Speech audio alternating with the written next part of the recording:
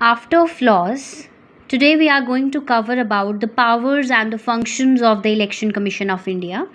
So the powers and the functions of the Election Commission with regard to the elections of the Parliament, Legislature and the office of the President and Vice President can be classified into three categories. जब हम powers and functions की बात करते हैं तो आप उसे तीन categories में बांट सकते हैं. The one is the administrative, advisory and quasi judicial. अब टर्मिनोलॉजी से तो कुछ समझ नहीं आ रहा है फिलहाल कि एडमिनिस्ट्रेटिव कैसे, एडवाइजरी कैसे, क्वासी जुडिशियल कैसे. आइए थोड़ा सा और डिटेल में इसे समझने की कोशिश करते हैं कि एग्जैक्टली हम इसमें कहने की कोशिश क्या कर रहे हैं. सो जब हम इनके पावर एंड फंक्शंस की बात करते हैं तो firstly determine the territorial areas of the electoral constituencies. Definitely कि कितना एरिया एक कॉन्स्टिट्यूएंसी का रहेगा उस चीज़ को डिटरमाइन करना थ्रू आउट द कंट्री. ऐसा नहीं है कि कुछ पोर्शन पे, through out the country on the basis of the delimitation commission act of the parliament.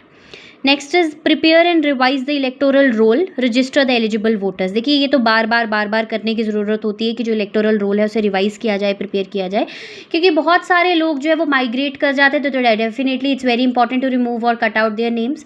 And there are new eligible voters जिन्हें ऐड ऑन करना इज़ रियली वेरी इंपॉर्टेंट. तो उस वजह से इस चीज़ का होना बहुत ज़रूरी है. उसके बाद notify the dates and the schedule of the elections कि किस डेट पे इलेक्शंस होंगे ना, how the whole event will be carried out, उसका पूरा स्केड्यूल क्या रहेगा उस चीज़ को बताना. उसके बाद स्क्रूटिनाइज द नॉमिनेशन पेपर. जो लोग इलेक्शन में खड़े होने वाले उनका नॉमिनेशन पेपर को स्क्रूटिनाइज करना, चेकआउट करना कि उनका वो कहीं बैंकरप्ट तो नहीं है या फिर कोई ऐसा ही और कुछ रीज़न तो नहीं, या उनकी जो भी क्वालिफिकेशन उन्होंने दे रखी है या फिर जो प्रॉपर्टी का उन्होंने दे रखा है क्या वो सही है भी है या नहीं है, उस चीज़ को स्क्रूटिनाइज करना इज़ रियली वेरी इंपॉर्टेंट.